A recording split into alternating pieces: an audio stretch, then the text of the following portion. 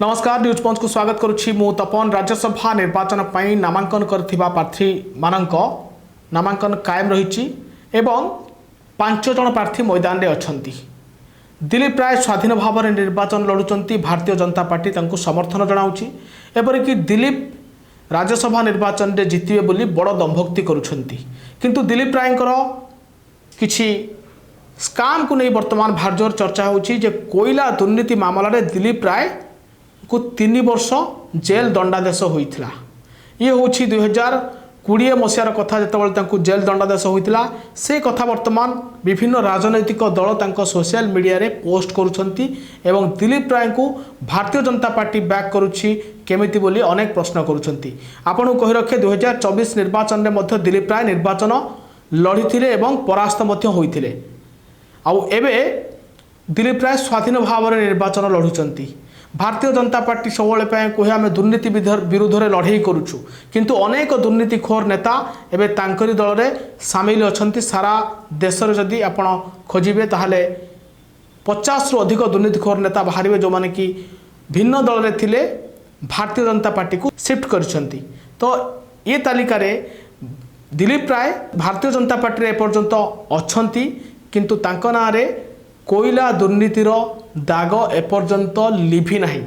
आउ तांकु भारतीय जनता पार्टी किभली भाव में प्रार्थी कला ताकु नहीं वर्तमान चर्चा आलोचना होउची। आपन को कहि रखे जे 1999 मसीह झारखंड रे कोयला खनि आवंटन रे दुर्नीति अभियोग रे पूर्वतन केंद्र मंत्री क्षेत्र थिले दिलीप राय तांकु स्वतंत्र अदालत दोषी साब्यस्त करथिले एवं 3 वर्ष जेल दंडादेश मध्य होइथिला। तांका ऊपर फाइन मध्य पड़िथिला।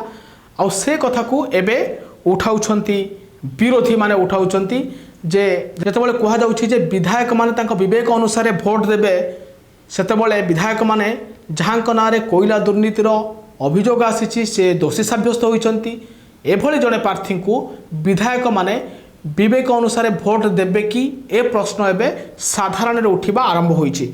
आपन को कहि रखे जे 1999 मसीह रे झारखंड रो ब्रह्मांडिया कोयला खनि को क्रास्टन टेक्नोलॉजी लिमिटेड को आवंटित करा जायतिला। उक्त कोयला खनि आवंटन रे व्यापक दुर्नीति होइतिबा अभियोग परे तदंत करिथिला सेंट्रल विजिलेंस कमिशन एवं ताहा परे दिलीप राय को दोषी साब्यस्त करा जायतिला। आपन कहि रखे जेतेबेले मझिरे किछि दिन दिलीप राय चाहुतिले जे ए केस रु मुकुलिबा पई भारतीय जनता पार्टी सहयोग लड़ुथिले, सेतेबेले तांको ठीक ठाक सहयोग मिल नथिला केंद्रीय नेतांक तरफरु।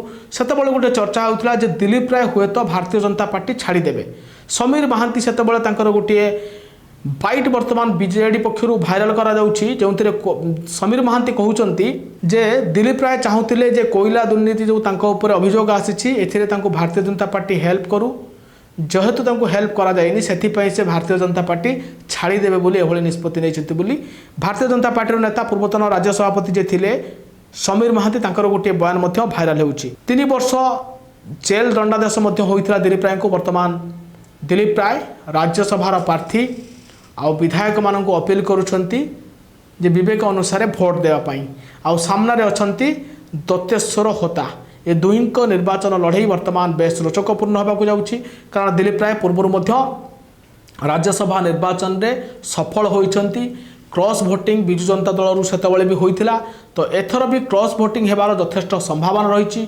अनेक चर्चा आलोचना भितरे वर्तमान विरोधी दिलीप राय को तांको कोयला दुर्नीतिर कथा एवं सामना को आणुचंती एवं सोशल मीडिया प्लेटफॉर्म रे वर्तमान गोटे गोटे पोस्ट दिलीप राय पाई छाड़ुचंती विरोधी माने।